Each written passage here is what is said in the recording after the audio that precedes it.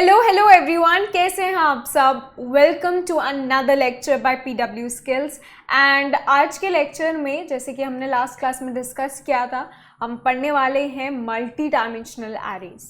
जब हमने एरेज पढ़ा था तो मैंने आपको बताया था कि एरेज दो टाइप के होते हैं। एक होते हैं वन डायमेंशनल एरे, एक होते हैं multi dimensional array. Multi dimensional array में हमारा जो डायमेंशन होता है एरेज का, that is more than one. तो वही आज हम पढ़ने वाले हैं, लेकिन उससे पहले मैं थोड़ा सा आपको एरेज का रिकैप देती हूँ। एरेज के बारे में हमने क्या पढ़ा था। हमने पढ़ा था कि arrays are a group of homogeneous items जहाँ पे हमारी मेमोरी में जो आइटम्स ये स्टोर हो रहे होते हैं, these are getting stored in a contiguous memory allocation। ठीक है, तो एरेज को हमने ये भी देखा था कि रिप्रेजेंट कैसे कर सकते हो आप मेमोरी में। ये हमारा एक एरे है जहाँ पे कुछ एलिमेंट्स हैं A1 से लेकर A6 तक। तो यहाँ पे जो हमारा ये एरे है, ये मैंने एक एरे बनाया है ऑफ साइज 6।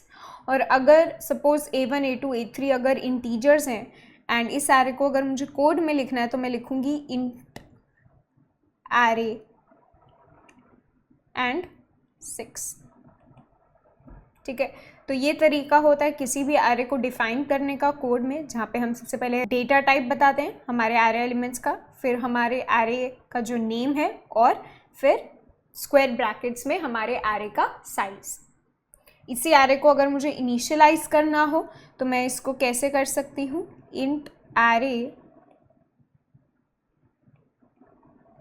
1 2 3 4 5। ठीक है, तो यहाँ पे ये मैंने इनिशियलाइज कर दिया, जिससे मेरा एरे 6 साइज का बन चुका है। और वो 6 साइज का जो बना है उसमें ये 6 एलिमेंट्स 1 to 6 तक स्टोर हो चुके हैं। तो ये हमने एरेज के बारे में पढ़ा था। एंड हमने एक और चीज़ पढ़ी थी कि एरेज जो होते हैं वो दो टाइप के होते हैं, यूनी डायमेंशनल या फिर one dimension, and multi dimensional. And हमने क्वेश्चंस भी प्रैक्टिस करे हैं काफ़ी सारे एरेज पे। आगे बढ़ते हुए हम करते रहेंगे और प्रैक्टिस, लेकिन अभी जो है हम बढ़ेंगे मल्टी डायमेंशनल एरे पे। एंड स्पेसिफिकली हम फोकस कर रहे होंगे 2D एरेज पे। 2D एरेज वो होते हैं जहाँ पे हमारा डायमेंशन जो होता है वो 2 होता है। एंड हम इस पे 2D एरेज पे प्रॉब्लम्स भी सॉल्व कर रहे होंगे। ठीक है, तो एंड तक आपको पूरा क्लियर हो जाएगा कि हमारी मल्टी डायमेंशनल एरेज क्या होते हैं, 2D एरेज क्या होते हैं, और आप कोड में भी उनको एग्जीक्यूट करके देख लोगे।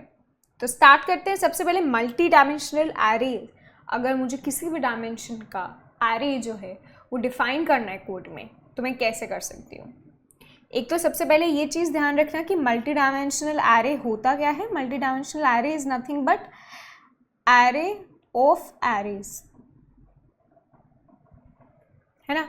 और यहाँ पे मैंने अपने पेन की जो थिकनेस है वो भी मैंने थोड़ी सी थिक कर दी है, क्योंकि आप लोग बोल रहे थे कि आप लोगों को दिख नहीं रहा है। तो I hope this is better.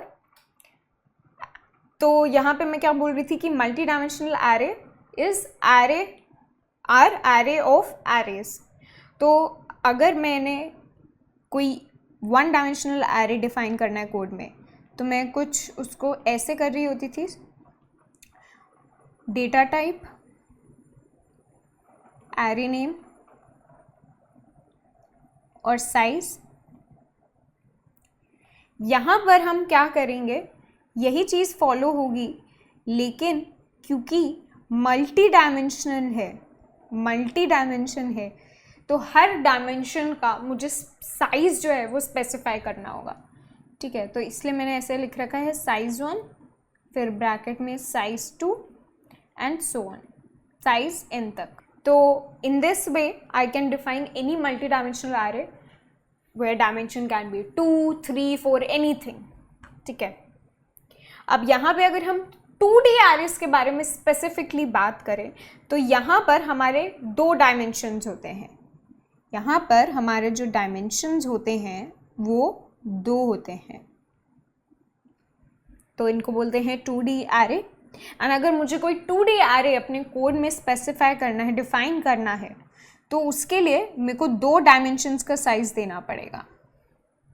अब ये 2 डायमेंशंस जो है, यहाँ पर रो और कॉलम क्यों लिखा हुआ है? क्योंकि आप इसको किसी भी 2D एरे को एक टेबल के फॉर्म में इमेजिन कर सकते हो। ये रहा एक टेबल।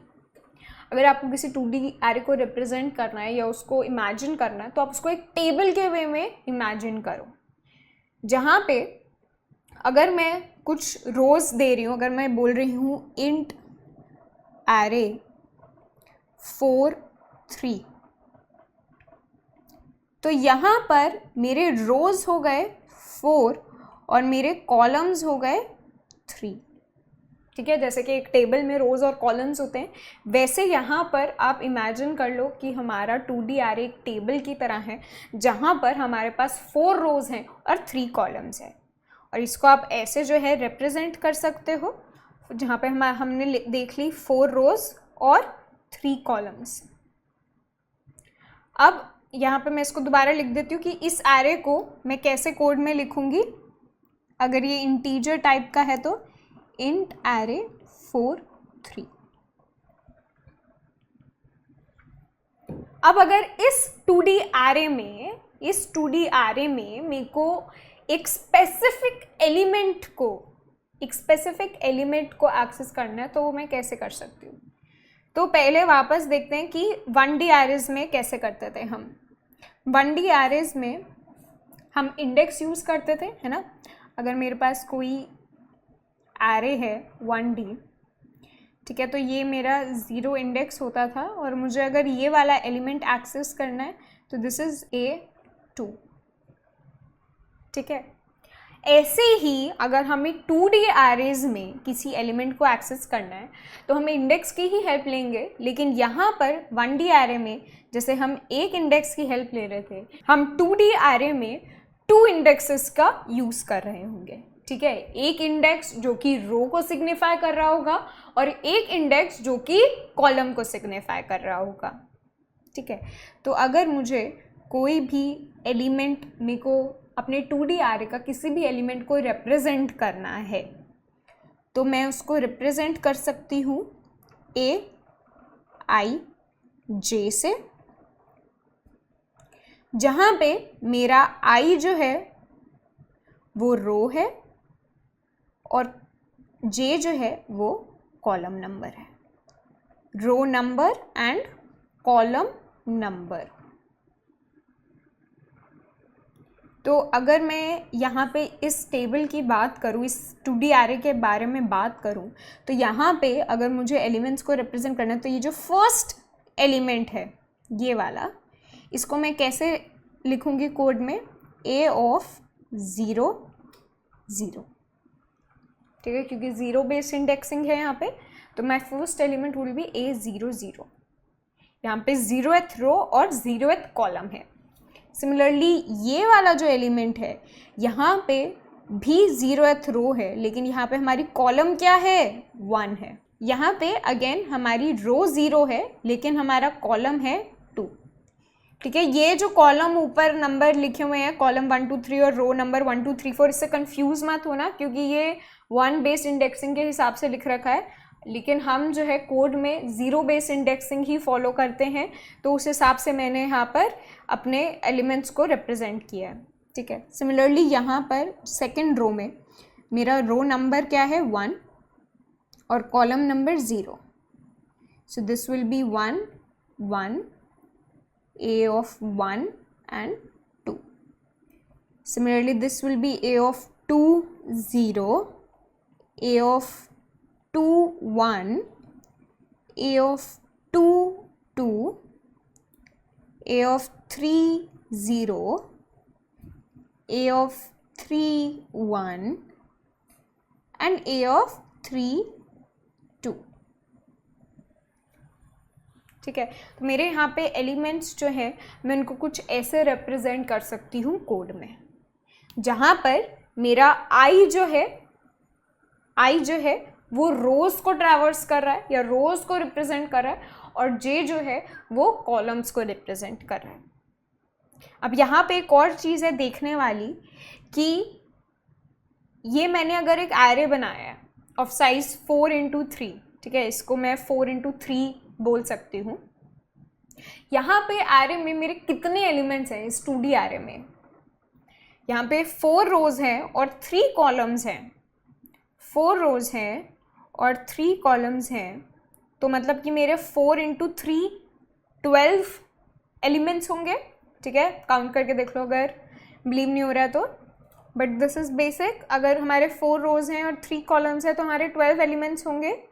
तो ये हम ऐसे भी निकाल सकते हैं कि जो हमें डायमेंशंस का नंबर दे रखा है, डायमेंशंस का साइज दे रखा है अपने एरे डेफिनेशन में, वहाँ से भी हम अपने नंबर ऑफ एलिमेंट्स कैलकुलेट कर सकते हैं।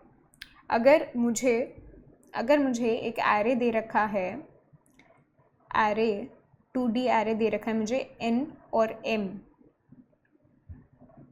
तो क्या मैं बोल सकती हूँ कि इस एरे में जो नंबर ऑफ एलिमेंट्स होंगे वो होंगे n into m, n multiplied by m, इतने नंबर ऑफ एलिमेंट्स मेरे पास होंगे, ठीक है। ये क्लियर है।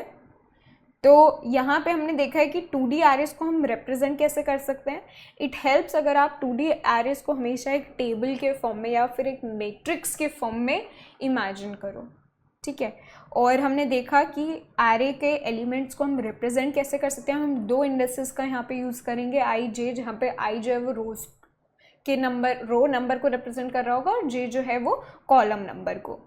एंड लास्टली जो हमारे एलिमेंट्स होंगे किसी भी 2D एरे में, वो हम कैसे कैलकुलेट कर सकते हैं। अगर n और m डायमेंशंस हैं तो n मल्टीप्लाइड बाय m होंगे हमारे number of elements in our 2D array.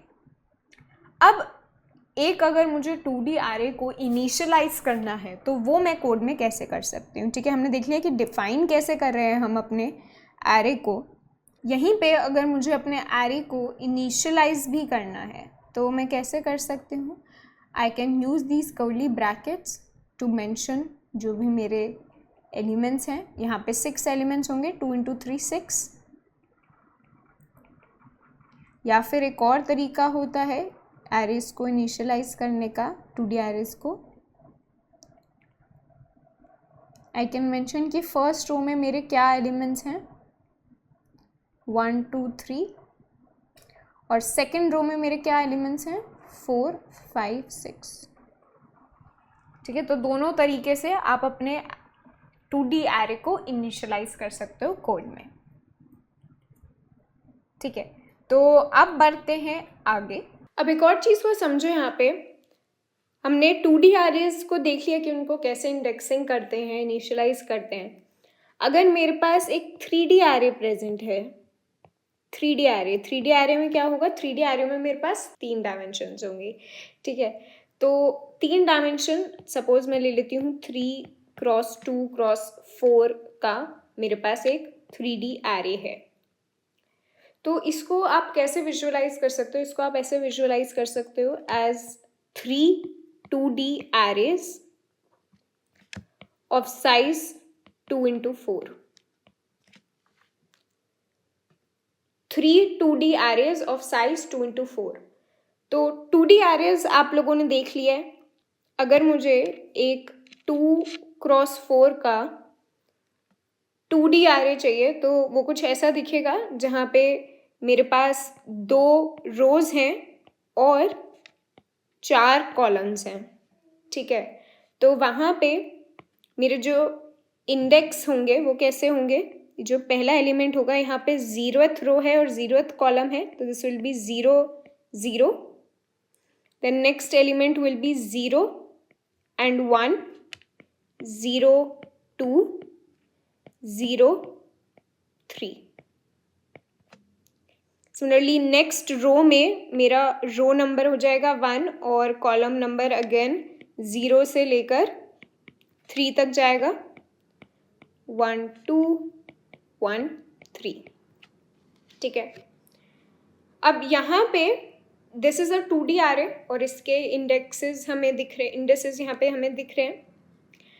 अब ऐसे सोचो कि अगर ऐसे 3 2D arrays हैं मेरे पास प्रेजेंट, ऐसे 3 2D arrays हैं, this is 1 and this is 1।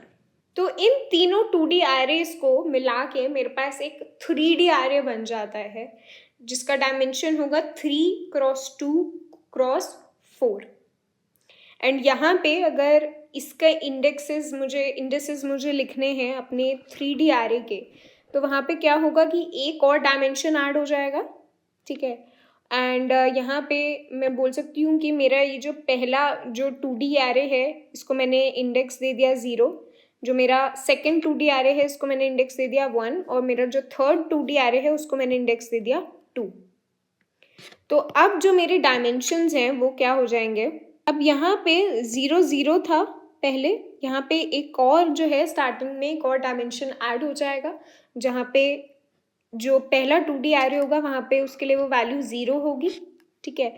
तो this will become 0 0 1, then 0 0 2, then 0 0 3, then this will remain 0, and then first row के लिए 1 हो जाएगा, 0 1 0 0 1 1 0 1 2 एंड 0 1 3, ठीक है। तो पहले जो मेरे पास 8 एलिमेंट्स हैं उनका जो इंडेक्सेस होंगे वो ये हो जाएंगे। फिर जो दूसरा 2D array है वहाँ पे मेरा जो पहला डायमेंशन होगा वो 1 हो जाएगा। तो यहाँ पे कैसे एलिमेंट्स होंगे, 1 0 0 से स्टार्ट होंगे एंड दिस विल बी 1 1 3, ठीक है। जो पहला जो डायमेंशन है वो कैसे चेंज हो रहा है, पहले 2D array को मैंने 0 कर दिया, दूसरे 2D array को 1, तीसरे 2D array को 2 कर दिया। तो यहाँ पर जो इंडेक्स होगा वो होगा 2 0 0 एंड लास्ट जो वैल्यू होगी 2 1 3, ठीक है। तो जो बाकी के जो आगे के 2 डायमेंशंस हैं वो वैसे ही चेंज हो रहे हैं उनके इंडेक्सेस, जैसे हमने 2D arrays में देखे, ठीक है। तो ये बस एक एग्जाम्पल सॉर्ट ऑफ था। हम 3D arrays पे हमें ज़्यादा फोकस नहीं करना है, हम 2D arrays पे ही फोकस कर रहे होंगे, 2D arrays पे ही क्वेश्चंस करेंगे मोस्टली। बट आप लोगों को समझ में आना चाहिए कि अगर कोई भी मल्टी डायमेंशनल array है तो उसकी इंडेक्सिंग आप कैसे कर सकते हो, और उसको बेस्ट वे है कि उसको आप 2D arrays में ब्रेक डाउन कर दो, ठीक है। तो आपके लिए ईजी हो जाएगा उसको विजुअलाइज भी करना और फिर इंडेक्सिंग भी करना। अब इसी 3D array में अगर मैं आप लोगों से पूछूंगी कि मेरे पास कितने एलिमेंट्स होंगे, तो आप लोगों को पता है कि एक ये जो 2D array है this is of size 2x4, तो यहाँ पे कितने एलिमेंट्स हैं, 8 एलिमेंट्स हैं, और यही 8 एलिमेंट्स मेरे पास 3 बारी जो है वो प्रेजेंट है। तो यहाँ पे मेरे जो नंबर ऑफ एलिमेंट्स हो जाएंगे वो हो जाएंगे 3 × 2 × 4, ठीक है, विच इज 24, राइट। तो अगर किसी मल्टी डायमेंशनल array में जहाँ पे आपको डायमेंशंस दे रखे हैं और आपको फाइंड आउट करने हैं नंबर ऑफ एलिमेंट्स वहाँ पे, तो you just have to multiply the number of dimensions and उससे आपको मिल जाएगा कि उस मल्टी डायमेंशनल array में कितने नंबर ऑफ एलिमेंट्स प्रेजेंट होंगे, ठीक है। अगर ये जो है इसमें कोई भी डाउट है कि 3D array की हमने इंडेक्सिंग कैसे करी है, तो इसको एक बारी खुद जो है पेपर पे लिख के देखो, पहले 2D array की इंडेक्सिंग करो और फिर 3D array को विजुअलाइज करो, फिर उसकी इंडेक्सिंग करो, ठीक है। तो ये क्लियर हो जाएगा, ठीक है। अभी ये वापस आते हैं 2D array पे, और 2D array को हम इनपुट कैसे लेते हैं, ठीक है। अगर मुझे यूज़र से 2D array को इनपुट लेना है तो वो मैं कैसे कर सकती हूँ। अब 1D array का पहले याद करते हैं, 1D array को हम कैसे इनपुट ले रहे थे। हम एक लूप चला रहे थे इनपुट लेने के लिए, जहाँ पे हम i को ट्रैवर्स करा रहे थे 0 से लेकर हमारा n तक। n जो है हमारे array का साइज़ था, और यहाँ पर हम यूज़र से इनपुट ले रहे थे array of i, ठीक है। अब यहाँ पर हमारा एक डायमेंशन था तो उसके लिए हमने एक लूप लगाया था, बट हमें अब 2D एरेज में 2 डायमेंशंस आ गई हैं हमारी, ठीक है। तो अब यहाँ पर हम इसलिए नेस्टेड लूप्स का इस्तेमाल कर रहे होंगे, जहाँ पे हमारा एक लूप तो चलेगा रोज़ के लिए और एक लूप चलेगा कॉलम्स के लिए, ठीक है। तो यहाँ पर मैं n हटाकर लिख देती हूँ रो, एंड हमारा i जो है वो रोज़ को ट्रैवर्स कर रहा है, और एक और वेरिएबल बना दिया मैंने j, जो कि ट्रैवर्स कर रहा है मेरे कॉलम्स को j प्लस प्लस। और यहाँ पर मैं इनपुट ले रही हूँगी क्या, एरे ऑफ i j,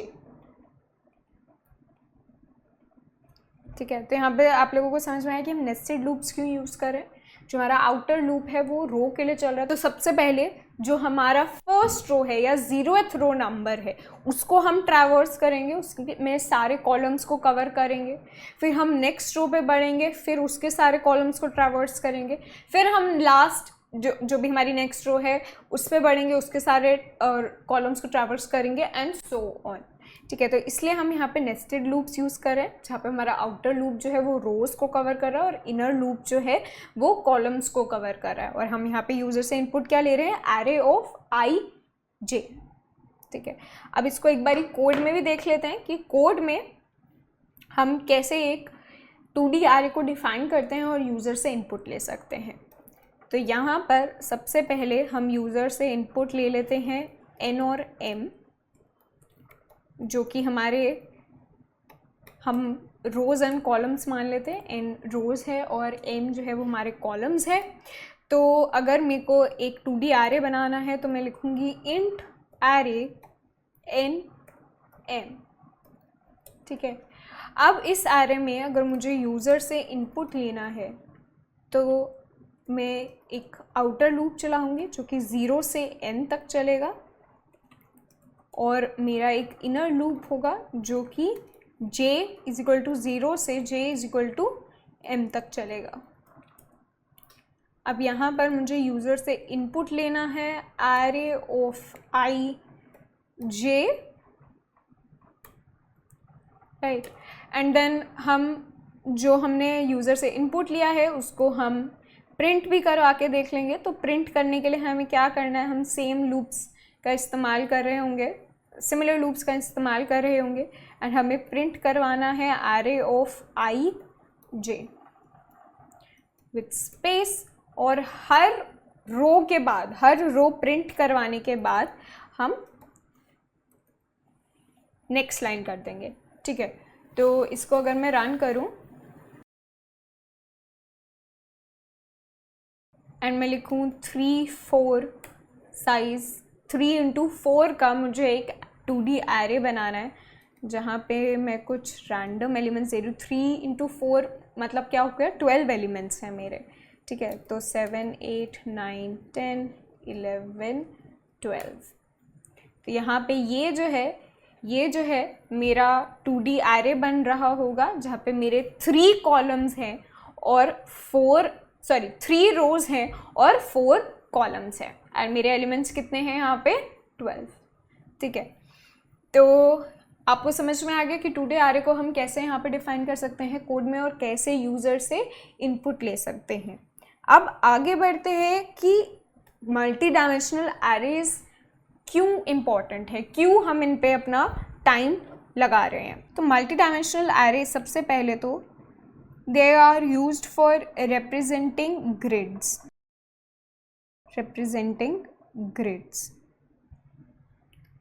ठीक है।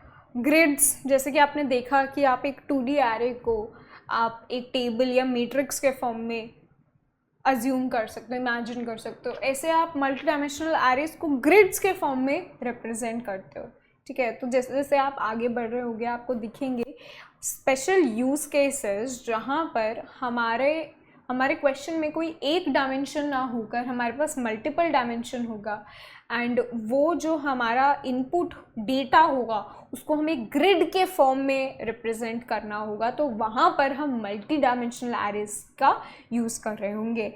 और यहाँ पे ये भी है कि मल्टी डायमेंशनल एरेज में आप बोलोगे कि हम एक ही एरे में क्यों ना अपना सारा डेटा रिप्रेजेंट कर दें, क्यों इसको हमने मल्टी डायमेंशनल बना दिया। तो उसका रीज़न है कि यहाँ पर हमारे पास फास्टर एक्सेस होता है, फास्टर एंड सिंपलर एक्सेस। अगर हमें किसी भी एलिमेंट को एक्सेस करना है तो अब मुझे पता है कि 2,3 पर मेरा वो जो है एलिमेंट प्रेजेंट होगा, ठीक है। तो अभी मैं आपको बताती हूँ एक एग्जांपल के थ्रू कि हमारा यहाँ पे मल्टी डायमेंशनल एरेज यूज़ करने से हमारा जो एक्सेस हो जाता है, when we want to access any element, तब we get faster and simpler access if you are using multi dimensional arrays. Also हमारे मल्टी डायमेंशनल एरे में हमारा प्री डिफाइंड साइज होता है, ठीक है। This is like a property for multi dimensional arrays.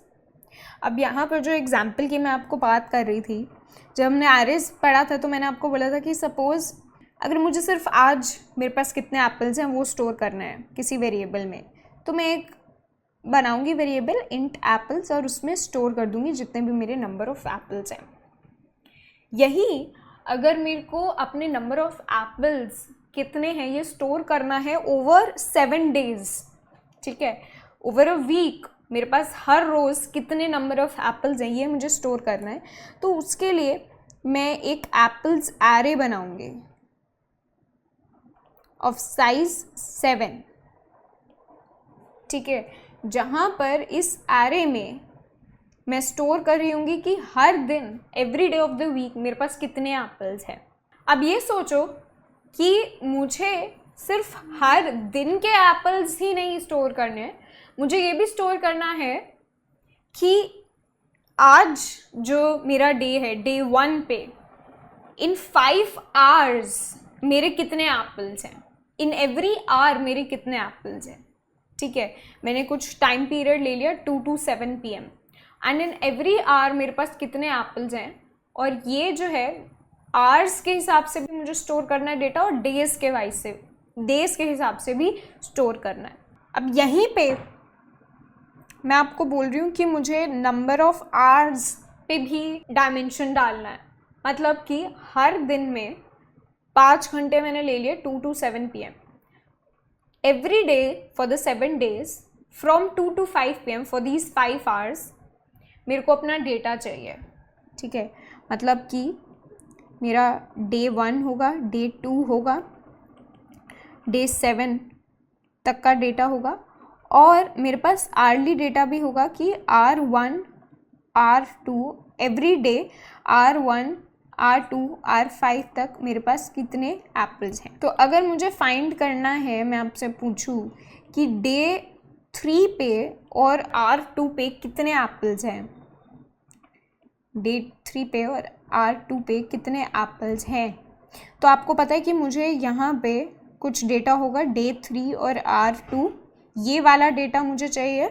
और इस डेटा को अगर मैंने 2D एरे के फॉर्म में रिप्रेजेंट कर रखा है, इस डेटा को अगर मैंने 2D एरेज में रिप्रेजेंट कर रखा है, जहाँ पे मेरा एक डायमेंशन है डे और दूसरा डायमेंशन है आवर्स, तो इसको मैं लिख रही हूँगी A, या जो भी मेरा एरे नेम है, एरे ऑफ 3 2, मतलब कि third row and second column, third day and second hour. तो यहाँ पे आप लोगों को यूज़ केस दिख गया 2D एरेज का, जहाँ पर हमारे 2 डायमेंशंस थे, इसलिए हमें 2D एरेज यूज़ करना पड़ा। सिमिलरली हमारे पास एक एक्स्ट्रा डायमेंशन भी आ सकता है या और भी डायमेंशंस आ सकते हैं, तो वहाँ पे हमें 3D array, 4D array, 5D arrays use करने पड़ेंगे। But you get the gist of it कि क्यों जो है हम मल्टी डायमेंशनल एरेज के बारे में पढ़ रहे हैं यहाँ पे, एंड कैसे जो है मल्टी डायमेंशनल एरे यूज़ करने से हमारा जो एक्सेस होता है, जो कि हमें अपने डेटा को कहीं किसी भी एलिमेंट को एक्सेस करना है, तो वो ईजी हो जाता है और फास्टर हो जाता है। अब अगर तुम कन्विंस हो गए हो कि मल्टी डायमेंशनल एरेज पढ़ने चाहिए, तो इस पर एक क्वेश्चन करते हैं, जो कि है multiplication of 2 matrices entered by the user, ठीक है। अब मैट्रिसेस तुमने 12th क्लास में, 11th-12th क्लास में पढ़े होंगे मैथ्स में। मैट्रिसेस जब भी 2D एरेज के बारे में सोचोगे तो या तो टेबल इमेजिन करोगे या फिर मैट्रिसेस इमेजिन करोगे, ठीक है।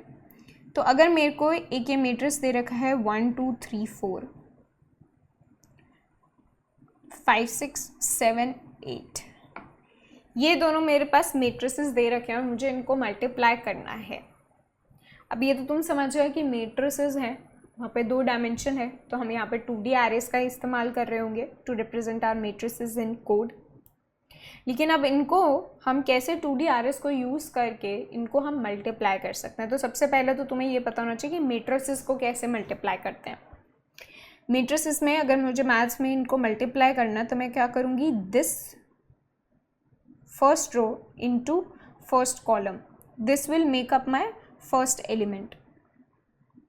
मैं यहाँ पर लिखूँगी 1 इंटू 5 प्लस 2 इंटू 7, ठीक है, ये समझे, दिस इंटू दिस, तो 1 into 5 plus 2 into 7, 1 into 5 plus 2 into 7, ठीक है।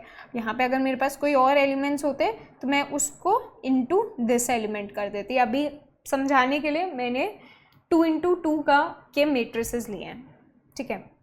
अब ये हो गया हमारा फर्स्ट एलिमेंट।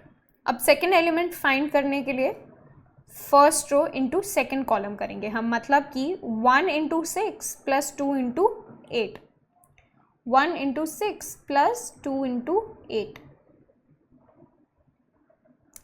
सिमिलरली जो हमारा थर्ड एलिमेंट होगा उसको फाइंड करने के लिए second row into first column यहाँ पे, ठीक है। तो 3 into 5 plus 4 into 7, 3 into 5 plus 4 into 7। And जो हमारा लास्ट एलिमेंट होगा वो कैसे निकल रहा होगा, उसके लिए हम 3 इंटू 6 प्लस 4 इंटू 8 करेंगे, मतलब कि this row into this column, ठीक है। तो क्या हो जाएगा 3 इंटू 6 प्लस 4 इंटू 8, ठीक है। तो ऐसे जो है हमारे ये आउटपुट निकल के आ रहा होगा और ये आप कैलकुलेट कर सकते हो कि ये कितना आ रहा होगा। 5 plus 14 19, 6 plus 16 22, 15 plus 28 43, 18 plus 32 which is 50, ठीक है। तो ये हमारा ऐसा कुछ जो है वो आउटपुट निकल के आना चाहिए। अब यहाँ पर सबसे पहले एक चीज़ देखो, 2 चीज़ें एक्चुअली जो ध्यान में देने वाली है, जो कि अगर तुम्हें मैट्रिसेस मल्टीप्लिकेशन याद है तो तुम्हें ध्यान होगा। अब यहाँ पर क्योंकि हम this row into this column कर रहे हैं, इसका मतलब कि, और इनटू कैसे कर रहे हैं कि हर एक एलिमेंट को इंडिविजुअली मल्टीप्लाई कर रहे हैं और फिर उन सबको ऐड कर रहे हैं, ठीक है। तो इस रो का और इस कॉलम का फर्स्ट एलिमेंट मल्टीप्लाई करेंगे, फिर इस रो और इस कॉलम का सेकंड एलिमेंट को मल्टीप्लाई करेंगे और इन सब जो इनका प्रोडक्ट आएगा इनको हम ऐड कर देंगे। इसका मतलब कि ये जो रो है और ये जो कॉलम है इसमें एलिमेंट्स जो हैं वो इक्वल होने चाहिए, क्योंकि हम कॉन्जिक्यूटिवली मल्टीप्लाई कर रहे हैं, 1 इंटू 5 कर रहे हैं, 2 इंटू 7 कर रहे हैं, और अगर इसके बाद कोई एलिमेंट होता है यहाँ पे 3 और 9 तो हम 3 इंटू 9 कर रहे होते हैं और फिर तीनों प्रोडक्ट्स को हम ऐड कर देते हैं। तो इसका मतलब कि यहाँ पर जो हमारे रो में जो एलिमेंट्स है और यहाँ पर जो कॉलम में एलिमेंट्स है that should be the same number. अगर यहाँ पे मेरे पास 3 एलिमेंट्स हैं और यहाँ पे सिर्फ 2 हैं तो दैट वोंट वर्क, बिकॉज हम 1 इंटू 5 कर रहे हैं, 2 इंटू 7 कर रहे हैं, लेकिन 3 के लिए हमें यहाँ पे एक और एलिमेंट चाहिए होगा। मतलब कि अगर मेरा मैट्रिसेस है एंड इसका साइज़ है रो 1 into R1 sorry into C1 और मेरे दूसरे मैट्रिक्स का साइज़ है R2 इंटू C2, तो मेरा यहाँ पे जो कॉलम नंबर है, कॉलम साइज़ है मेरा, ठीक है, यहाँ पे कॉलम साइज़ 2 है ऑब्वियसली, 2 इंटू 2 इंटू 2 इंटू 2 के मैट्रिसेस हैं ये, 2 इंटू 2 के दोनों मैट्रिसेस हैं ये। यहाँ पर जो कॉलम साइज़ है और यहाँ पे जो रो साइज़ है, ठीक है, ये समझ गए ना कि यहाँ पे कॉलम साइज़ क्या है, यहाँ पे कॉलम साइज़ ये है ये, और यहाँ पे रो साइज़ क्या है ये। तो यहाँ पर जो कॉलम साइज़ है और यहाँ पे जो रो साइज़ है ये बोथ शुड बी इक्वल, मतलब कि C1 should be equal to R2 always, तभी हम दो मैट्रिसेस को मल्टीप्लाई कर सकते हैं अगर फर्स्ट मैट्रिक्स का जो कॉलम नंबर है, सॉरी कॉलम साइज है, और जो सेकंड मैट्रिक्स का रो साइज है वो दोनों इक्वल हो। एंड जो मल्टीप्लाई करने के बाद जो मैट्रिक्स बनेगा, जो मल्टीप्लाई करने के बाद मैट्रिक्स में बनेगा, मतलब जो आंसर मैट्रिक्स होगा उसका साइज क्या होगा, वो होगा R1 इंटू C2, वो होगा R1 इंटू C2। तो ये दोनों चीज़ें जो हैं ये आपको ध्यान रखनी है, ये चीज़ें हम कोड में भी यूज़ कर रहे होंगे। अब मैट्रिसेस का पूरा मैंने वो करवा दिया तुम लोगों को रिफ्रेशर। आई होप याद हो कि कैसे हमने मैथ्स में इसको देखा था, बट अगर नहीं भी याद है आपको तो यहाँ पे समझ में आ गया होगा कि कैसे दो मैट्रिसेस को हम मल्टीप्लाई कर सकते हैं।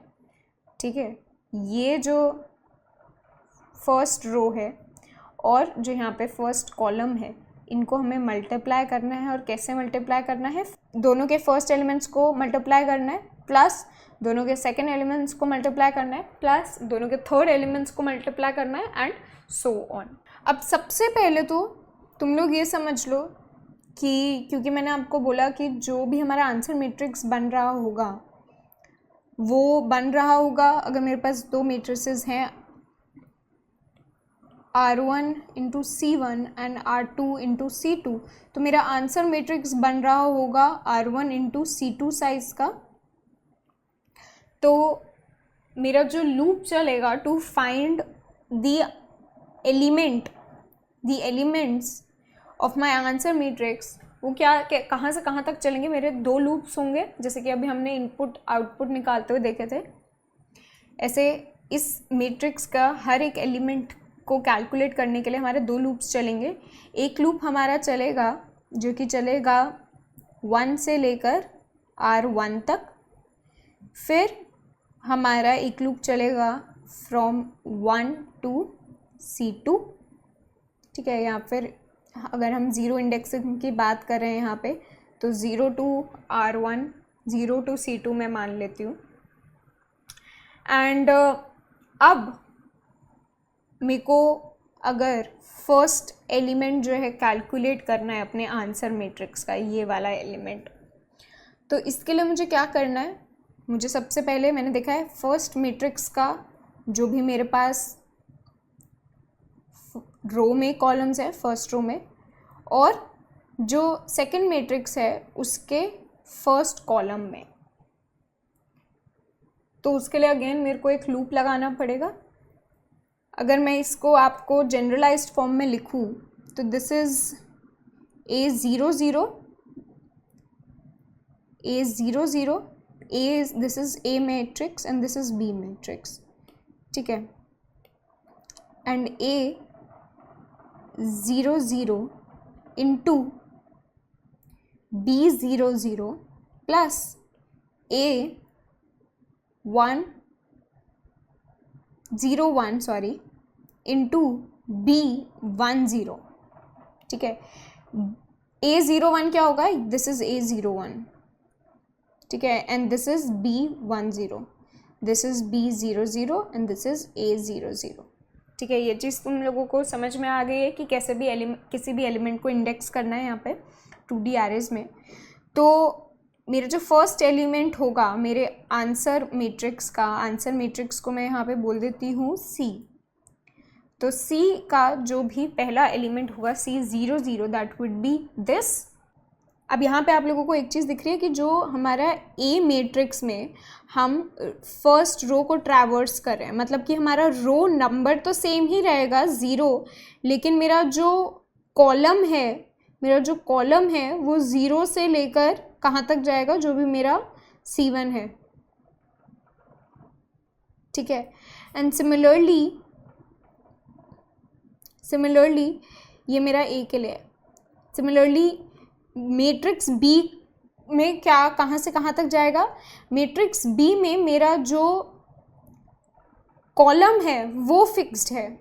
ठीक है, मेरा कॉलम फिक्स्ड है और मेरा जो रो नंबर है वो वेरी कर रहा है। रो नंबर कहाँ से जाएगा, 0 से लेकर जो भी मेरे यहाँ पे नंबर ऑफ रोज़ हैं, मतलब कि 0 R2 एंड मेरा यहाँ पे जो कॉलम नंबर होगा वो फिक्स्ड होगा, यहाँ पे कॉलम नंबर 0 ही रहेगा, ठीक है, क्योंकि फर्स्ट कॉलम है, फर्स्ट रो है, यहाँ पे फर्स्ट कॉलम है बी में, तो ये कॉलम नंबर फिक्स्ड रहेगा। ए में फर्स्ट रो को ट्रैवर्स कर रहे हैं तो रो नंबर फिक्स्ड रहेगा। और यहाँ पे चेंज क्या हो रहा है, ए में हम चेंज कर रहे हैं अपना कॉलम नंबर जो कि चल रहा है 0 से लेके C1 तक, 0 से लेके C1 तक, और बी मैट्रिक्स में हम ट्रैवर्स कर रहे हैं, हमारा चेंज हो रहा है रो नंबर जो कि चल रहा है 0 to R2 तक, ठीक है। और ये चीज़ ध्यान रखना कि जो हमारा C1 है और R2 है ये दोनों इक्वल हैं, ठीक है, C1 और R2 जो है वो इक्वल हैं। तो अब आप लोगों को समझ में आया कि लूप कहाँ से कहाँ तक चलेगा, जो एक और लूप लगाना पड़ेगा हमें फाइनली एलिमेंट को कैलकुलेट करने के लिए। वो लूप चलेगा हमारा C1 तक या फिर R2 तक, और कुछ भी लिख सकते हैं क्योंकि दोनों सेम है, C1 और R2। तो जो तीसरा लूप चलेगा हमारा वो चलेगा 0 to C1 या फिर R2 तक। अब यहाँ पे ये जो इनर लूप है इसमें हम क्या कैलकुलेट कर रहे होंगे, तो अब इस चीज़ को मैं एक बारी दोबारा लिख देती हूँ, ठीक है, कि कौन से हमारे लूप्स जो हैं वो चल रहे होंगे। इसको हटा देते हैं यहाँ से। तो सबसे पहले मैंने बोला आपको कि हमारा एक लूप चल रहा होगा, ठीक है, जो कि ले लेते हैं I, जो कि ट्रैवर्स कर रहा होगा 1 to मेरा R1। फिर मेरा एक लूप होगा J जो कि चलेगा 1 to C2, ठीक है, क्योंकि ये मेरे आंसर मैट्रिक्स का साइज होगा R into C2। तो R उसमें कॉलम्स होंगे, सॉरी रोज़ होंगे, और R1 रोज़ होंगे और C2 कॉलम्स होंगी। और इसके अंदर मैं एक और लूप लगा रही हूँ K, जो कि चलेगा 1 से लेकर C1 तक या फिर R2 तक, फ़र्क नहीं पड़ता क्योंकि C1 इक्वल टू R2 है। अब यहाँ पे जो इस लूप के अंदर मैं अपना आंसर मैट्रिक्स कैलकुलेट करूँगी, C of I J is equal to array of, जो फर्स्ट एरे है मेरा A, यहाँ पे जो फर्स्ट एरे था उसका मेरे पास रो नंबर फिक्स था, रो नंबर मेरा 0 ही रहेगा, तो मैं यहाँ पे लिख सकती हूँ I, और जो मेरा कॉलम नंबर था वो वेरी कर रहा था तो उसके लिए मैंने K डाल दिया।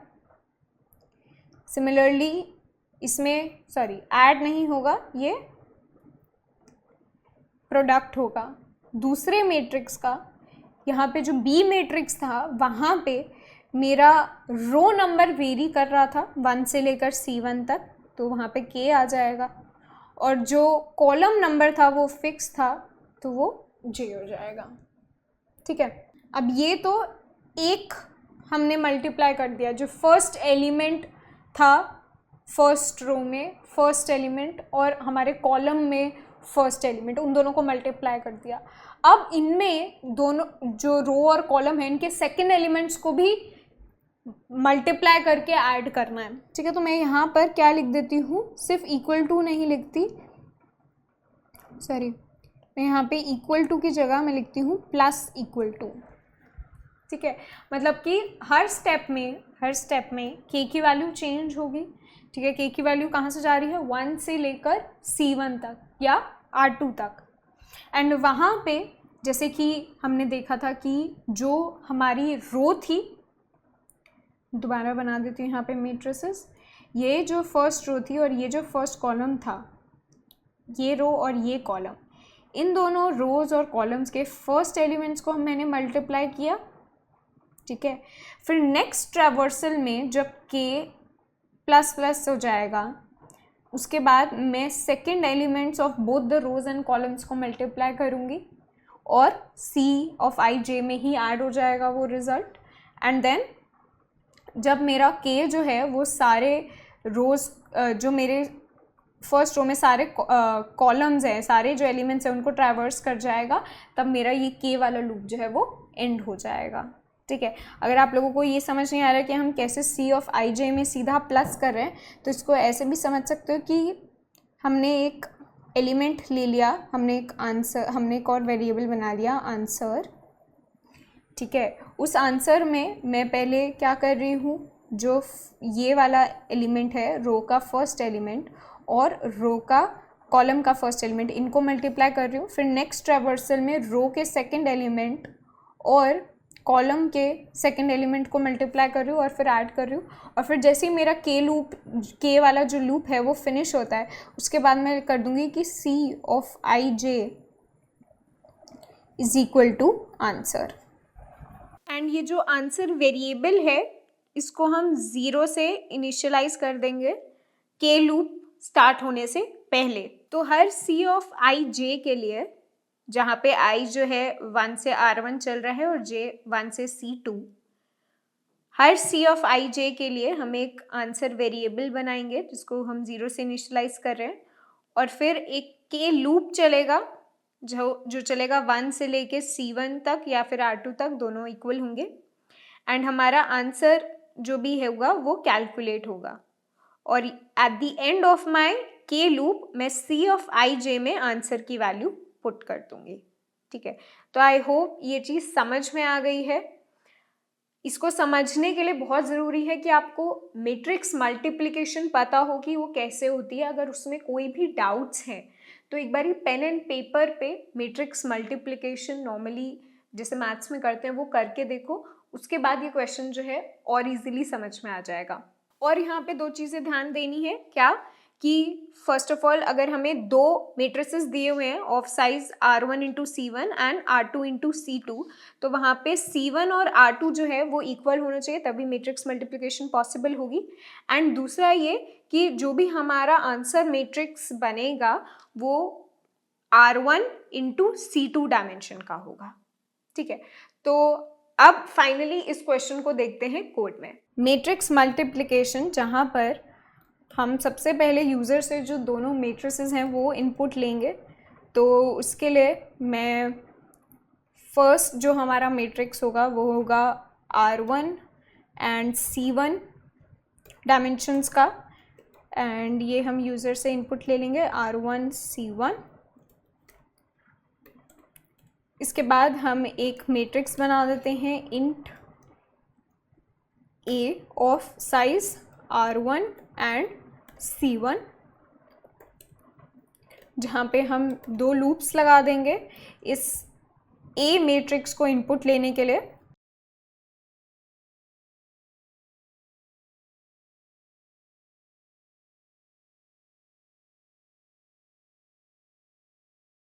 सिमिलरली एक और मैट्रिक्स 2D एरे बना लेंगे, B, जो कि उसके लिए हम दोबारा इनपुट ले लेते हैं साइजेस, जो डायमेंशंस होंगे हमारे इंट R2 C2।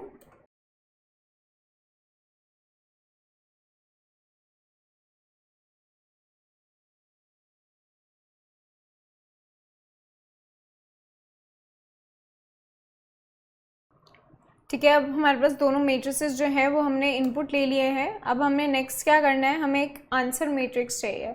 अब आंसर मैट्रिक्स के लिए सबसे पहले हमें ये तो देखना पड़ेगा कि हमारा C1 जो है वो इक्वल टू R2 हो, तभी हमारा आंसर मैट्रिक्स निकलना पॉसिबल होगा। तो अगर हमारा C1 is not equal to R2 आ जाता है, इसका मतलब तो भाई आंसर यहाँ पे मैट्रिक्स मल्टीप्लिकेशन पॉसिबल नहीं है। तो हम प्रिंट कर देते हैं कि matrix multiplication not possible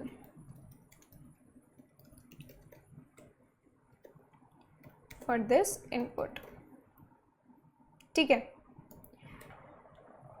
अब अगर हमारा इनपुट जो है वो सही है तो हमारा जो आंसर मैट्रिक्स आएगा, जो हमारा आंसर मैट्रिक्स बनेगा वो किस साइज का बनेगा, R1 into C2, R1 into C2। तो हम एक आंसर मैट्रिक्स बनाते हैं C, जो कि साइज होगा R1 and C2।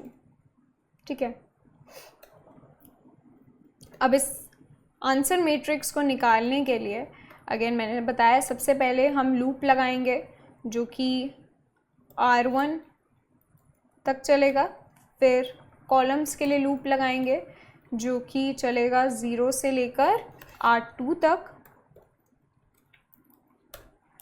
And then हमारा एक और लूप चलेगा जहाँ पे हम जो भी हमारा रो है या कॉलम है जिनके एलिमेंट्स को हमें मल्टीप्लाई करके ऐड करना है, उसको वो ट्रैवर्स कर रहा होगा। ठीक है, तो एक वेरिएबल बना लेती हूँ इंट वैल्यू, एंड मैं बोल रही हूँ कि for int k is equal to 0 से लेकर k is less than, sorry यहाँ पे R1 एंड C2 आएगा। ठीक है, and k is equal to 0 से लेके k is equal to k is less than R2 तक ये हमारा लूप चलेगा। R2 लिख लो या C1 लिख लो, k प्लस प्लस। और हमें क्या करना है, वैल्यू में इसको मैं इनिशलाइज भी कर देती हूँ 0 से, वैल्यू प्लस इक्वल टू करना है मुझे a of I k into b of k j। ठीक है, यही फॉर्मूला अभी हमने देखा था। यहाँ पर जो मेरा फर्स्ट मैट्रिक्स है वहाँ पे रो फिक्स्ड है, रो नंबर आई रहेगा, और k जो है वो ट्रैवर्स होगा, to traverse all the elements in that particular row. And जो मेरा सेकंड मैट्रिक्स है वहाँ पर मेरा कॉलम जो है वो फिक्स्ड रहेगा, और उस कॉलम में सारे एलिमेंट्स को ट्रैवर्स करने के लिए मैं k यूज़ कर रही हूँ। ठीक है, और जब ये लूप फिनिश हो जाएगा उसके बाद मैं Cij में अपनी वैल्यू जो है वो डाल सकती हूँ। ठीक है, अब इसको जो हमारा आंसर मैट्रिक्स बनेगा इसको हम प्रिंट भी करा के देख लेते हैं। ये R1 तक चलेगा लूप, एंड कॉलम्स का लूप चलेगा C2 तक। एंड यहाँ पे हमें क्या करना है, हमें प्रिंट करना है Cij with space, and her column के बाद हम हर रो ख़त्म होने के बाद हम प्रिंट कर देंगे नेक्स्ट लाइन। ठीक है, तो इसको रन करके देखते हैं। यहाँ पे जो मेरा फर्स्ट एरे है 2D एरे, उसका साइज़ है 2 × 2, एंड हमारे एलिमेंट्स क्या थे 1 2 3 4। ठीक है, हमारा सेकेंड जो एरे है उसका भी साइज़ 2 × 2, और हमारे एलिमेंट्स थे 5 6 7 8। ओके, तो यहाँ पे कुछ हमसे एरर हुई है। तो यहाँ पे हमसे एक सिली मिस्टेक हो गई थी, यहाँ पे लूप में हमने j की जगह i लिख दिया था। ठीक है, बाकी सब जगह चेक कर लेते हैं हमने सही लिखा है, हाँ सही लिखा है। ठीक है, तो इसको दोबारा रन कर लेते हैं एंड ट्रिक्स मल्टीप्लिकेशन, हमारा फर्स्ट मैट्रिक्स 1 2 3 4, सेकेंड मैट्रिक्स 5 6 7 8, तो 19 22 43 एंड 50, यही रिज़ल्ट अभी हमने देखा था मैन्युअली करके। तो सही आ रहा है हमारा रिज़ल्ट। यहाँ पर अभी मैंने 2 × 2 के मैट्रिक्स को करके देखा है, आप लोग 2 × 3 × 3 × 2 के मैट्रिक्स को भी सॉल्व करके देखना। चेक कर लेते हैं, 2 × 3 3 4 5 6 एंड 3 × 2, जहाँ पर मैं अगेन सेम इनपुट दे रही हूँ। ठीक है, तो ऐसा कुछ जो है वो रिज़ल्ट आना चाहिए। ये रिज़ल्ट जो है ये आप लोग वेरीफाई कर लेना, बट ये सही होना चाहिए। एंड यहाँ पे जो हमारा मैट्रिक्स है वो 2 × 2 साइज़ का आ रहा है, जो कि R1 × C2 है, राइट। तो this was matrix multiplication. And अगर ये आप लोगों को इसमें थोड़ा सा भी डाउट हो रहा है तो एक बार दोबारा देखने की कोशिश कीजिए वीडियो को, मैट्रिक्स मल्टीप्लिकेशन को खुद हैंड से करके देखो पहले पेपर पे, कि दो मैट्रिसेस हैं अगर 2 × 2 साइज़ के, तो उनको आप कैसे मल्टीप्लाई करके रिज़ल्ट निकालोगे, पेपर पे करके देखो, और फिर जो है ये तुम्हें कोड समझ में आ रहा होगा। अभी के लिए बढ़ते हैं नेक्स्ट क्वेश्चन पे, जो कि है write a program to display transpose of matrix entered by the user. तो जब हम मैट्रिक्स पढ़ते हैं तो हमें एक ये भी कॉन्सेप्ट पढ़ते हैं कि ट्रांसपोज ऑफ अ मैट्रिक्स क्या होता है, तो ये भी हम यहाँ पे डिस्कस कर लेते हैं। अगर मैंने आपको एक मैट्रिक्स दिया है 1 2 3 4 5 6, ठीक है, तो ये मैट्रिक्स है ऑफ साइज 2 × 3। इस मैट्रिक्स का अगर मैं ट्रांसपोज निकालूँ तो कुछ ऐसा होगा 1 2 3 4 5 6, ठीक है, तो बेसिकली हम यहाँ पे क्या कर रहे हैं कि हमारे रोज कॉलम्स भी बन रहे हैं और कॉलम्स रोज बन रहे हैं। बेसिकली हम रोज और कॉलम्स को इंटरचेंज कर देते हैं to find the transpose of a matrix. और मैथ्स में अगर ये ए मैट्रिक्स है तो हम इसके ट्रांसपोज को लिखते हैं ए सुपरस्क्रिप्ट में टी। ठीक है, तो अब ये कोड में आप कैसे जो है फाइंड आउट कर सकते हो किसी भी मैट्रिक्स का ट्रांसपोज। उसको देखने के लिए ये समझिए कि यहाँ पे ये जो एलिमेंट्स हैं इनका इंडेक्स क्या होगा। ठीक है, तो यहाँ पे 1 का इंडेक्स है 0 0, ठीक है, 2 का इंडेक्स है 0 1, 3 का इंडेक्स है 0 2, 4 का इंडेक्स है 1 0, फिर 5 का है 1 1 एंड देन 6 का है 1 2। ठीक है, यहाँ पे 0 0 था 1 का, यहाँ पर जो ट्रांसपोज हो गया मैट्रिक्स वहाँ पे क्या है 1 का इंडेक्स 0 0, 1 का जो है वो सेम रहेगा। 2 का क्या हो जाएगा, 2 का हो जाएगा A transpose 1 0, right. This is indexing 1 0, this is indexing 2 0। ठीक है, यहाँ पे मैं कॉमा नहीं लगा रही हूँ बट समझ जाना आप लोग। यहाँ पे 4 क्या है, 4 है 0 1, 5 है 1 1 और 6 है 2 1। ठीक है, तो अब यहाँ पे अगर आप 3 का देख ले तो 3 का यहाँ पे A 0 2 था और यहाँ पे क्या है 2 0। सिमिलरली 4 का यहाँ पे था 1 0 और ट्रांसपोज में हो गया 0 1। 6 का था 1 2 और ट्रांसपोज में हो गया 2 1। तो बेसिकली मैं ये बोल सकती हूँ कि अगर मेरा कोई मैट्रिक्स है जहाँ पर मेरा एक एलिमेंट है आई जे, तो उसका अगर मैं ट्रांसपोज निकालती हूँ तो वहाँ पे उसका जो इंडेक्सिंग हो जाएगा वो हो जाएगा जे आई, रो gets interchange with column.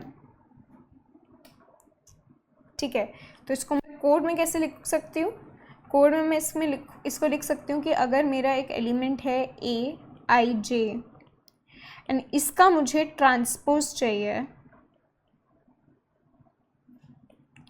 That would be A of J I. मतलब कि ये जो आई जे है और जे आई है यहाँ पे पोजीशन स्पेसिफाई कर रहे हैं। यहाँ पे जो आई जे और जे आई है ये सब पोजीशन स्पेसिफाई कर रहे हैं। मतलब कि ओरिजिनल मैट्रिक्स पे अगर मेरा एक एलिमेंट आई जे पोजीशन पे प्रेजेंट है तो ट्रांसपोज मैट्रिक्स में वो एलिमेंट प्रेजेंट होगा जे और जे कॉमा आई पे। ठीक है, तो ये तो इजी हुआ, समझ में आ गया कि कैसे ट्रांसपोज फाइंड कर सकते हैं किसी मैट्रिक्स का और कोड में उसको कैसे लिख सकते हैं। प्रैक्टिस करते हैं यहाँ पे कोड में। सबसे पहले यूज़र से एक मैट्रिक्स जो है वो हम इनपुट ले लेंगे, एन एम उसके रोज़ एंड कॉलम्स हैं, एंड एक मैट्रिक्स बनाते हैं int array of size N M. ठीक है, इसको अगर मुझे यूज़र से इनपुट लेना है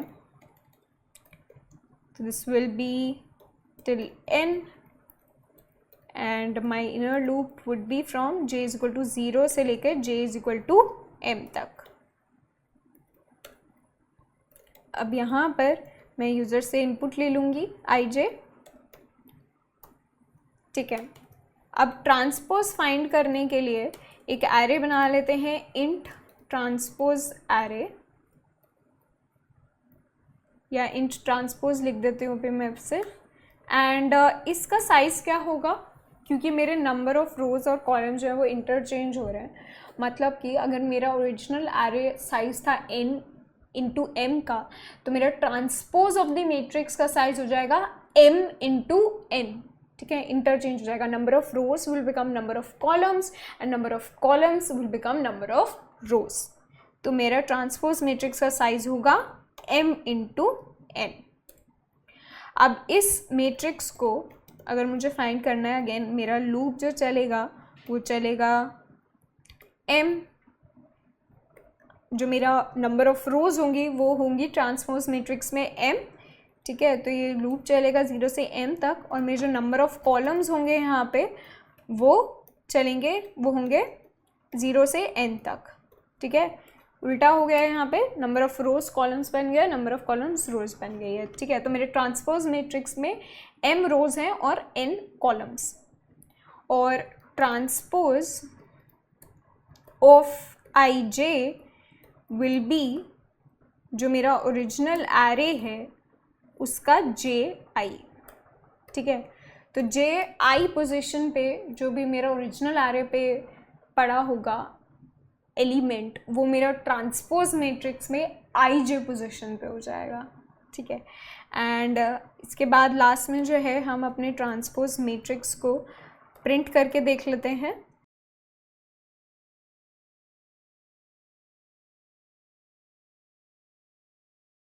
ठीक है, तो यहाँ पे हमारा ट्रांसपोज मैट्रिक्स जो है वो प्रिंट हो जाएगा, एंड हम लूप कहाँ से चला रहे हैं, रोज के लिए m तक और कॉलम्स के लिए n तक, ठीक है। तो इसको रन करते हैं।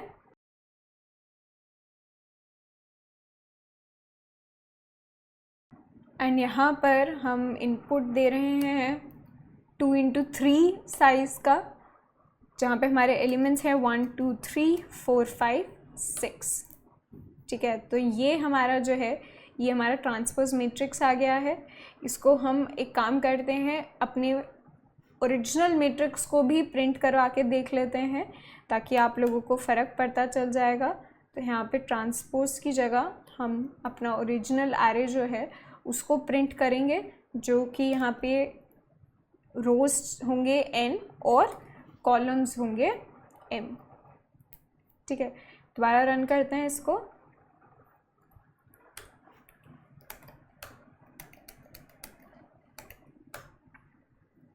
ठीक है, तो ये हमारा था ओरिजिनल मैट्रिक्स जो हमने यूज़र को इनपुट दिया है, और ये है हमारा ट्रांसपोज्ड मैट्रिक्स, ठीक है।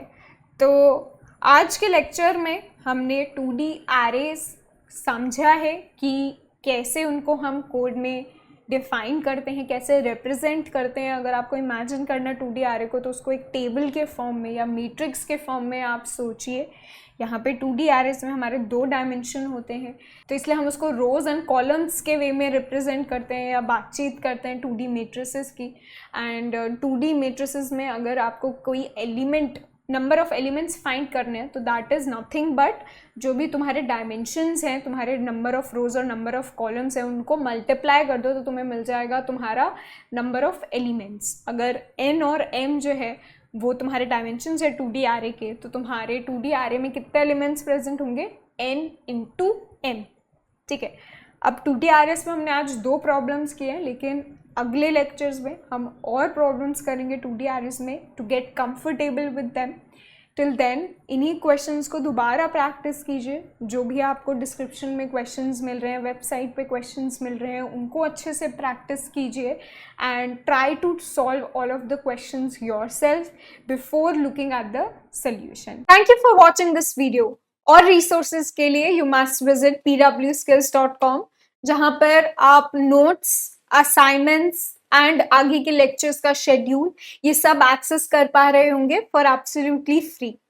एंड अगर आपको लेक्चर्स में कुछ डाउट्स आ रहे हैं, विच इज एब्सोल्युटली नॉर्मल, तो डिस्क्रिप्शन में एक फॉर्म गिवन है जहाँ पे आप अपने टेक्निकल डाउट्स लेक्चर से रिलेटेड जो भी हैं वो फिल कर सकते हैं, एंड हमारी टीम जो है वो रेलिवेंट डाउट्स को उठाएगी and live doubt resolution sessions में हम उन डाउट्स को कवर करेंगे। तब तक take care and good bye.